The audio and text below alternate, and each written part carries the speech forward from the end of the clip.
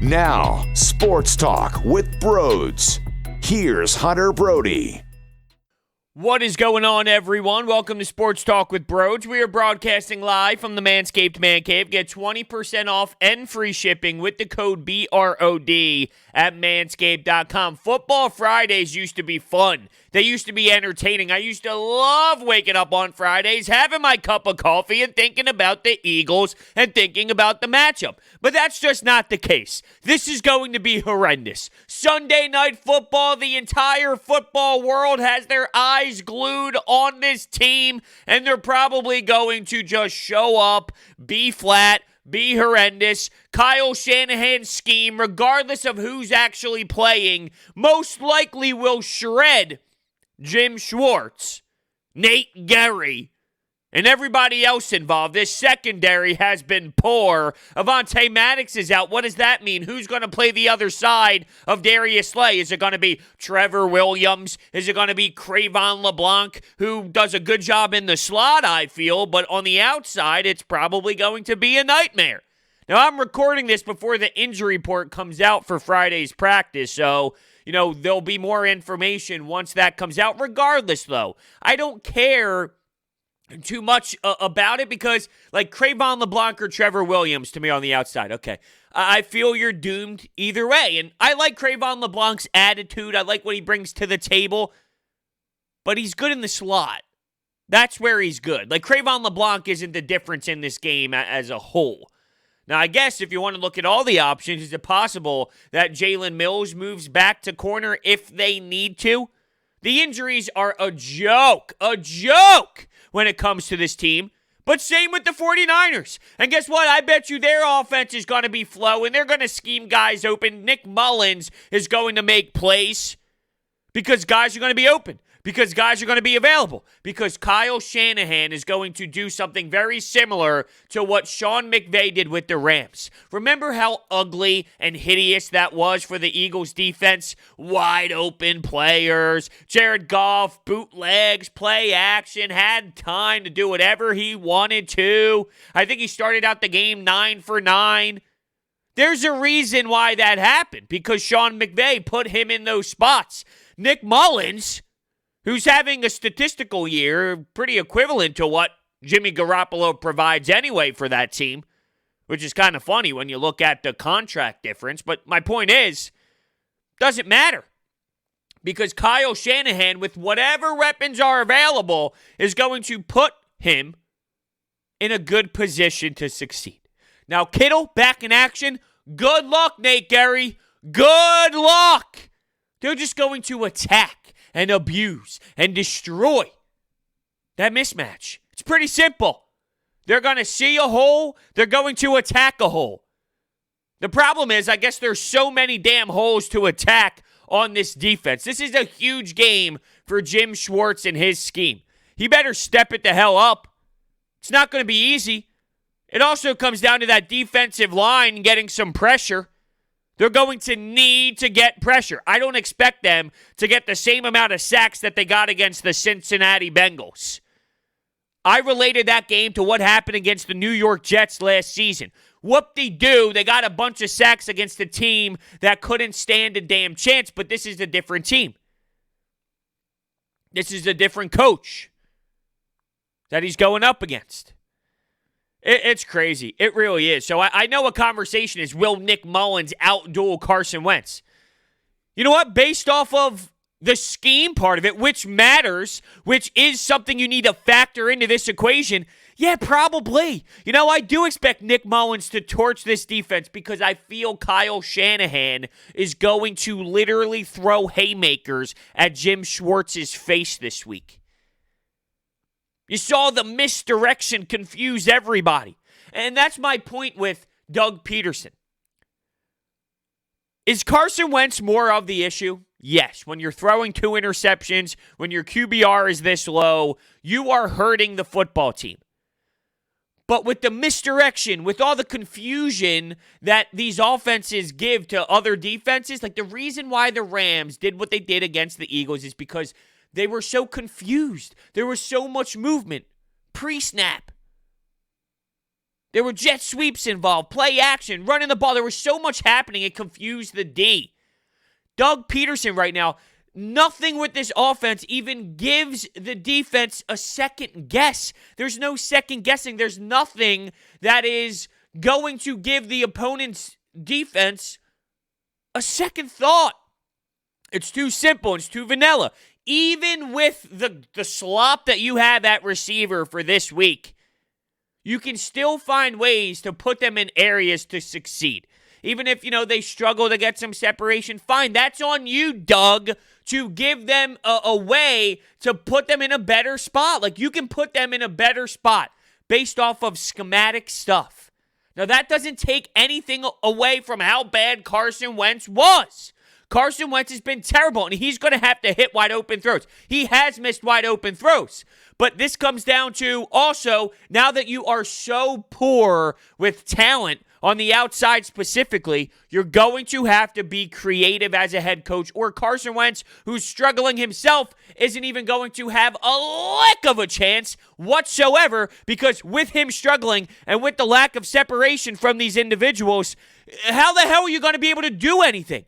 So if Doug Pederson then puts something out there where I see wide open players, whether it's Greg Ward or any other wide receiver, I'm hearing names that practice on Thursday that I've never even heard before. I'm not even kidding. I've never even heard some of these guys before, and that's a problem. So if I see these people open and Carson is just missing like he did with Miles Sanders on the 3rd and 10 wheel route, well, then it's a different conversation. But Doug is going to have to be creative. Carson is also going to have to be extremely better. Both can be true. Both can be true. I want to touch on Miles Sanders. I keep hearing fatigue, tired, this and that. The hell is going on? Whether it's Miles Sanders specifically or it's Doug Pederson talking about fatigue. Figure it the hell out. Now, I know he sat out with some time during training camp, which would affect him, and then getting the ball in the first game, it seemed, I guess, based off the carry, we were freaking out, right? Based off the carries, maybe that was them putting a snap count on him, if you will, because they were up by a ton, and Doug Pederson kept dropping the ball back, dropping Carson Wentz back, and throwing bombs, which allowed the Washington football team to come back and win. I'm speculating now, maybe there was a snap count on Miles Sanders because of how fatigued he was and how out of shape he was. He talked about his conditioning level. That's no excuse. You are a professional athlete in the NFL. You're tired? That's a joke to me. You being a lead back, you better make sure that you're not tired. If you miss time, that's on you to then make up for that lost time. Now, you have an injury problem with the hamstring, or now it's the glute, I guess, right? They're saying it's the glute. So it's not as easy to make sure that you're in the best conditioning level. Okay.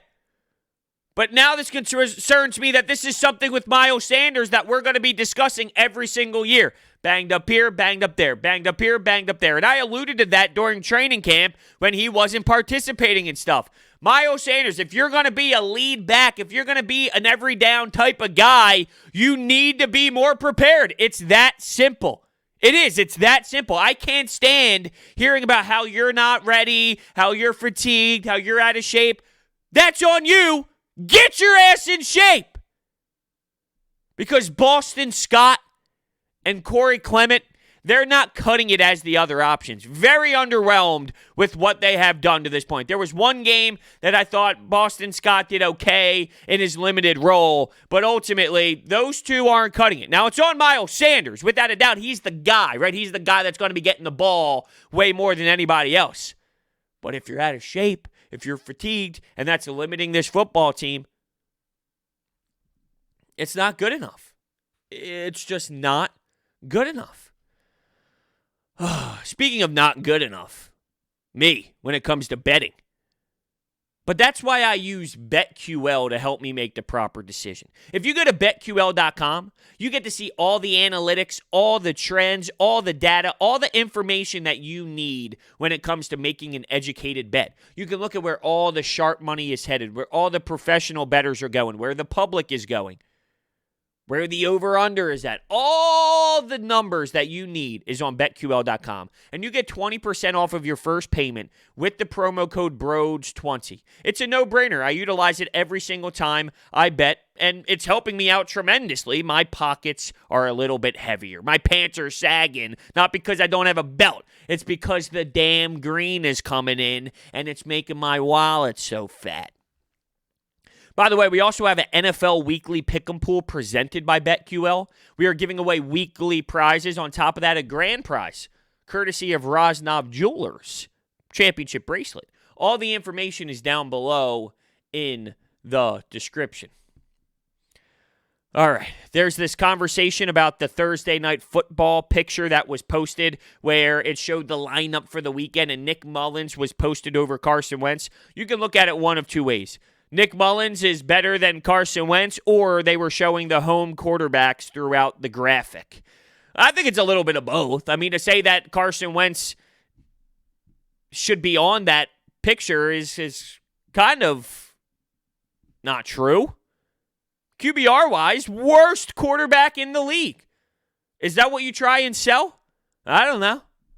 Nick Mullins, like I said, he's putting up numbers very similar to what Jimmy Garoppolo puts in this scheme. So doesn't he deserve to be on that graphic? You can look at it one of two ways. Does it bother me? Not really. How can you defend it? Carson Wentz has been an awful quarterback. Carson Wentz has not been good whatsoever, and I feel he is just putting way too much pressure on himself, and he's trying to do too much. And now, with limited weapons, it's only scarier. When it comes to the wide receiver stuff, it's going to be a nightmare because he might try and force it. The thing that's weird is last year, he almost allowed it to come to him. Now, I feel he's going to put too much pressure on himself to make all of these obnoxious plays when last year to end the season, to make the playoffs, he had a similar situation and he was cool and calm and he did the job. Let's talk about the weapons, though. So Deshaun Jackson with the hamstring. Here we go again. Same old story, here we go again. Now, Doug Pederson spoke today, Friday, before practice happened. Like I said, I'm recording this before the actual report comes out on who practiced, who didn't. He said he's optimistic that Deshaun Jackson wouldn't practice today, but he's optimistic. Optimistic about what? And even when he was playing this year, he hasn't been the same. He hasn't been that explosive guy that opened up the offense to what you expected him to do.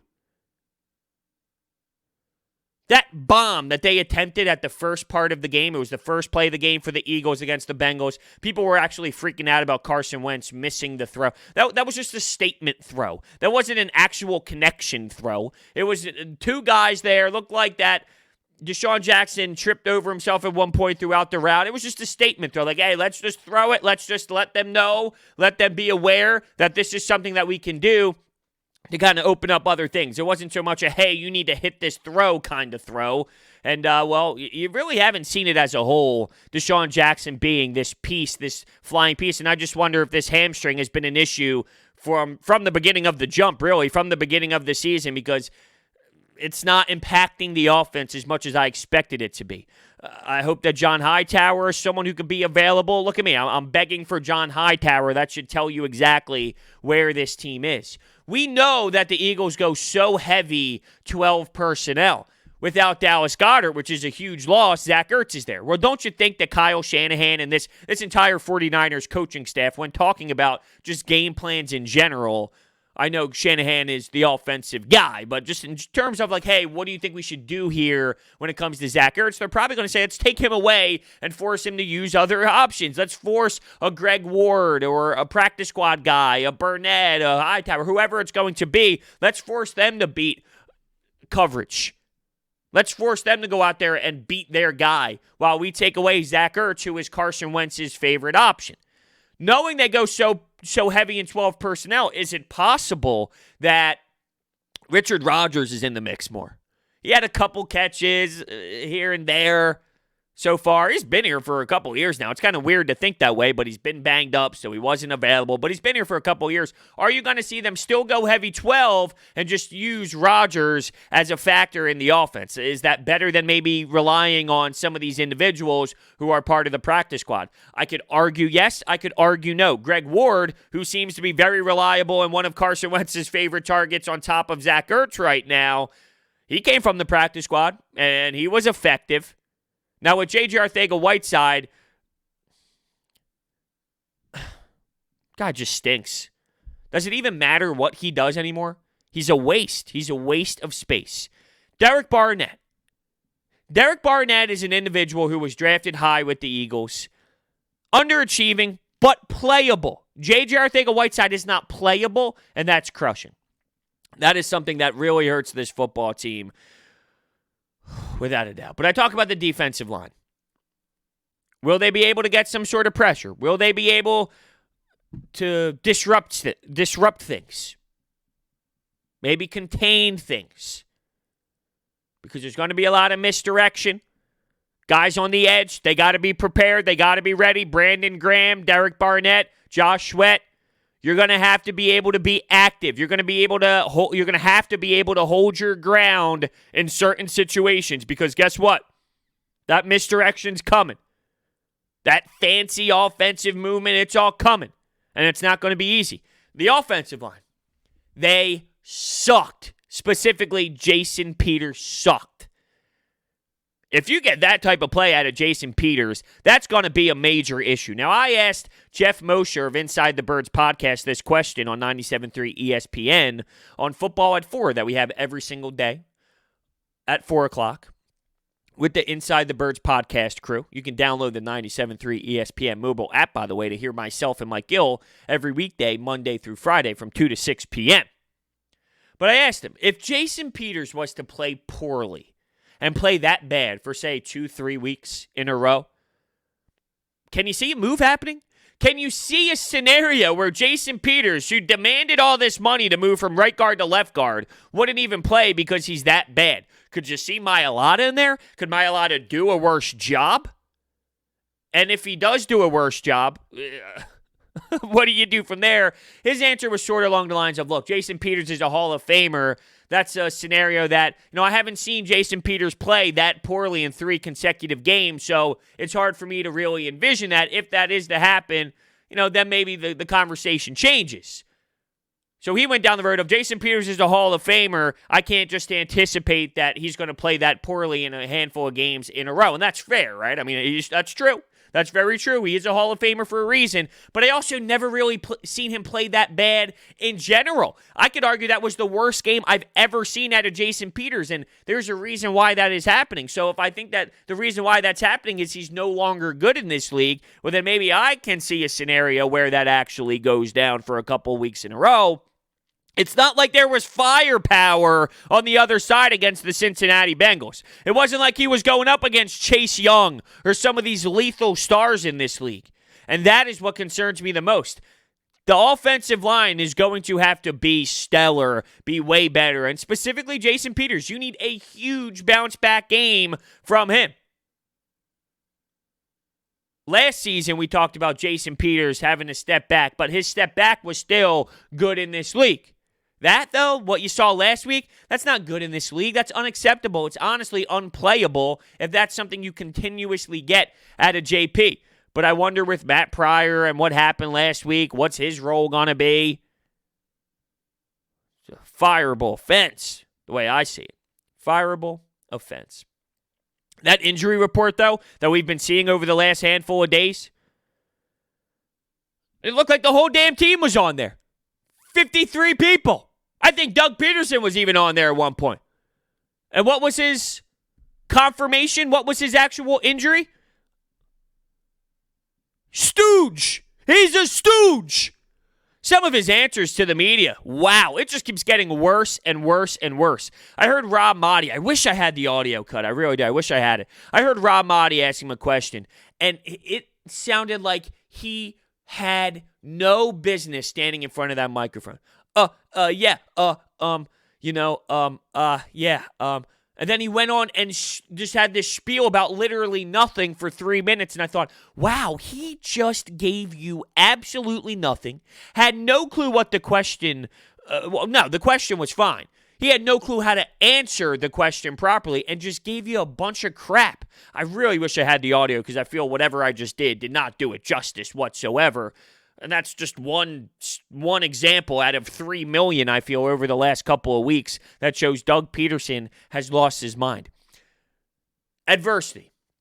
You find out about individuals when they face adversity. And over the last couple of seasons, Doug Pederson has done a decent job at facing the adversity. Whether they were 5-7, 4-6, they battle back, they make the postseason. I could argue, though, while I support that he did that, the division was so bad and you wouldn't have had a chance to do that in any other division in football, but he did it. So I see both sides of it. And even with the Super Bowl season, injury here, injury there, injury here, injury there, boom, bang.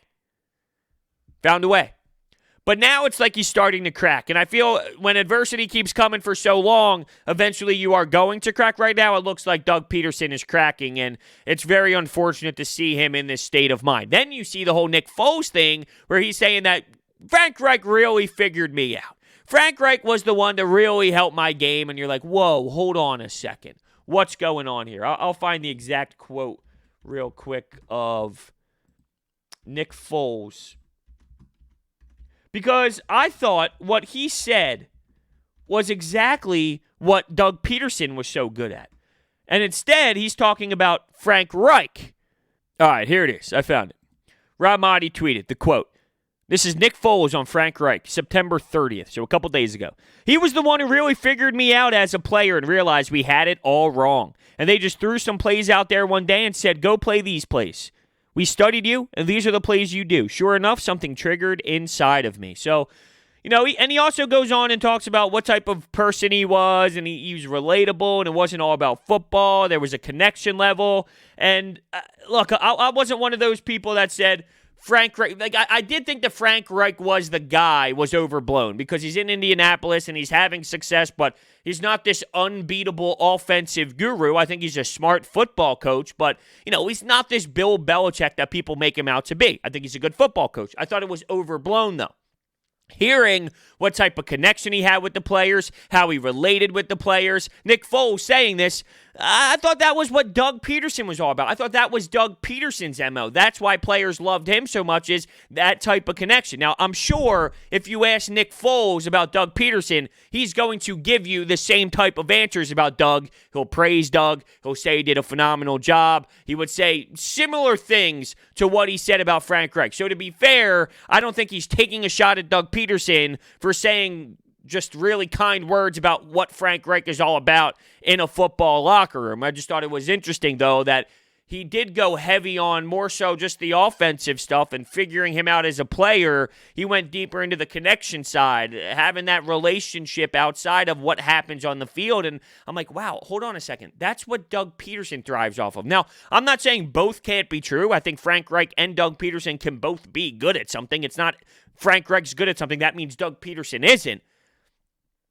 It was just weird and just interesting to see Nick Foles go in that sort of direction about Frank Reich when, we've been having the conversation about Doug Pederson and turnover with all of these new coaches, and sometimes you have a vibe with certain people as a coaching staff where you walk into the facility every single day, you're like, all right, let's go. You have that good connection. There's just a smooth transition from day to day when it comes to speaking football, coming up with the game plan. It just feels right. And then now there's so many voices, so many people involved. Is there a way, or is there a possibility that Doug Pederson walks in every day now to talk to some of these new hires that came from above, and he's like, I don't really trust that guy. Like in his head, he's thinking about, I don't trust him, and he's coming up with this type of game plan. I don't really know if I like that. I don't know if I really want to go down the same road as maybe Rich Scangarello or Morningweg or some of these other guys. Maybe he feels that way. Now, I'm not saying that's right or wrong, but,